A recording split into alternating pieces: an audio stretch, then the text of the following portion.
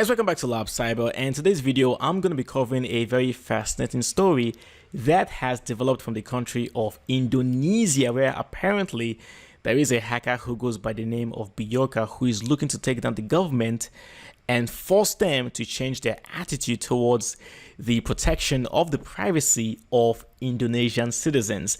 Now, I have pulled up the article from The Diplomat, which is a news organization that focuses on the Asia Pacific region. So what I'm going to do is I'm going to read through the article with a few paragraphs and also give you my own personal opinion about the whole matter because this is so interesting. So let's get started. I'm going to read the headline in here. It says, Bjorka, the online hacker, trying to take down the Indonesian government. The first that Indonesia heard about the hacker now known as Bjorka came when news broke at the beginning of September of a massive data leak. Now, apparently, some 1.3 billion SIM card registration details were stolen and listed for sale on a dark web online marketplace. Now, just to give you some verification, I have gone on the dark web and I have seen the records. I can confirm that they are indeed real. I cannot show you because I'm afraid YouTube will ban me so fast it will make my head spin, but I can confirm that the leak is real. The records are up for sale. It is right there on the dark web.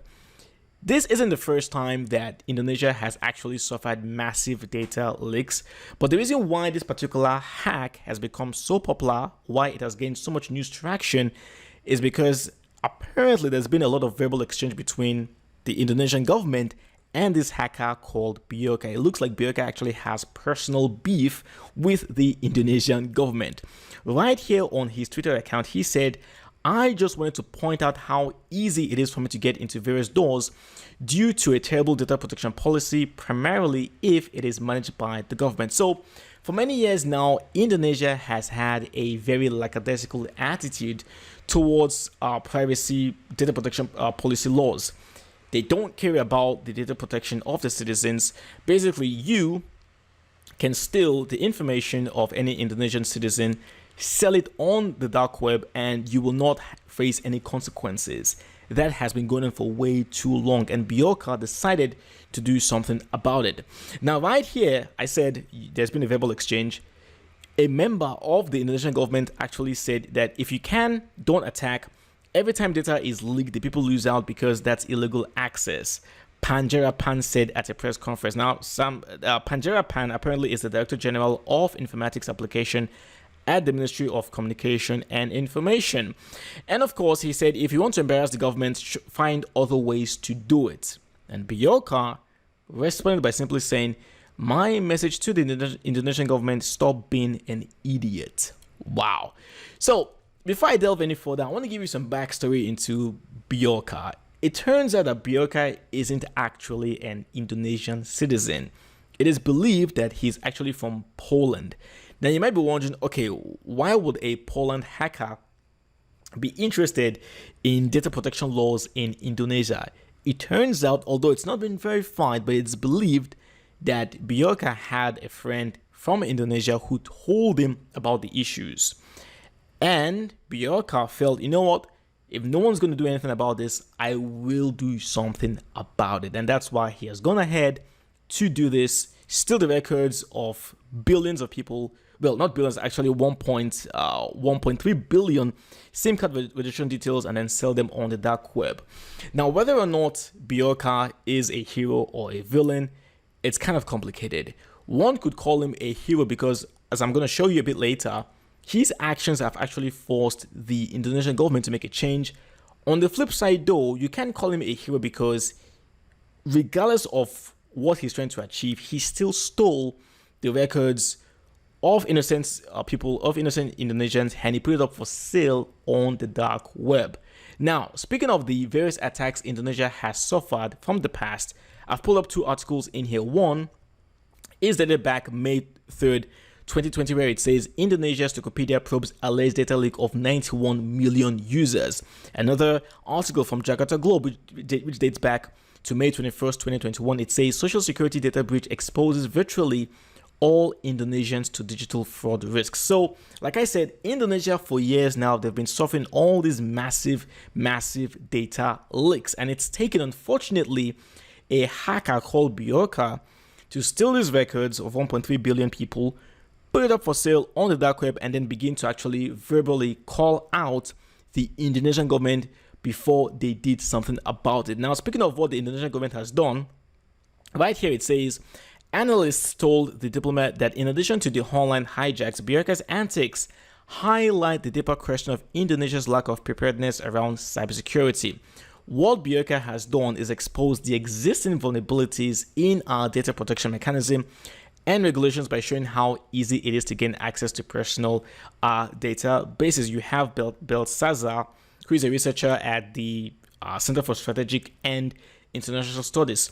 He also says that what the government has done in response to the attack ironically exposes such vulnerabilities even further. Now, how did the Indonesian government respond to this attack? Well, they set up a data protection task force consisting of the National Cyber and Crypto Agency, the BSSN, the Ministry of Communication and Information Kominfo, the Indonesian National Police, Polri, and of course the Indonesian Intelligence Agency, BIN. So the mere fact that the government has scrambled to quickly assemble this data protection task force simply shows that prior to Bjork's attack, no such agency existed, no such task force existed, and simply shows that Indonesia the government simply did not care about protecting the privacy of their citizens.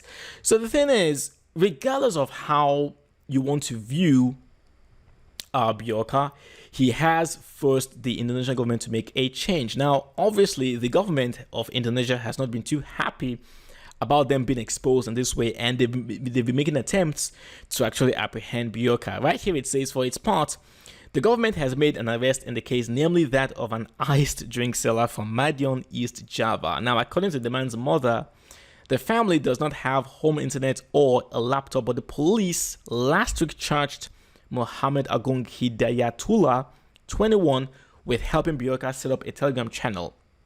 Now, Hidayatullah has admitted he sold his channel to Bjorka or his admins, but denied being a member of the hackers team. So, of course, the Indonesian government have not been too happy about being exposed in such a way, and of course they're doing everything that they can to actually find Bjorka. Now, if they're going to find Bjorka and apprehend him, and if it's true that Bjorka is actually from Poland, the Indonesian government will have to find a way to work with the Polish government in order to apprehend him. Now, my personal take on the whole matter is that I think the easiest way to describe Bjorka is simply a black hat criminal who found a way to make money by selling the records of the Indonesian citizens, but at the same time also pass himself off as a hacktivist who is looking to make a change in Indonesia. That's about the easiest way how I can describe the whole thing. You might have a different opinion. Maybe to you, he's a straight up villain for stealing the records of Indonesian citizens. Or maybe to you, you might say, you know what? I think he's a hero because of his actions. Indonesia have actually made a change towards the protection of the privacy of their citizens. So it's a very, very, very fascinating story, and it just shows you why, unfortunately, sometimes before change can occur, something drastic has to happen. Something really, really bad has to happen before a government decides that, okay, you know what? We need to do something about this particular issue that we've been facing. Now, I didn't show you in the article, but I did read it in the article that there is a bill that has been in the Indonesian Senate for many years. Now, this bill was meant to protect its citizens from data hacks and things like that, and it just sat on the Senate for 6 years. Nobody did anything about that particular bill. And of course, thankfully, due to Bjorka's actions, they have now decided to sign the bill and make changes to the way they treat the data protection privacy of their citizens. So I'd love to hear from you what your own personal take on the whole matter is. Do you think Bjorka is a bad guy? Do you think he's a good guy? Or do you, of course, think he's somewhere in the middle, kind of like a grayish black hat / hacktivist kind of hacker? I'd love to hear from you. So let me have your comments down in the comment section below. Thank you so much for watching the video. If you enjoyed it, do give it a thumbs up. Share the video with anyone who may feel might benefit from it. And of course, I will see you next time. Take care.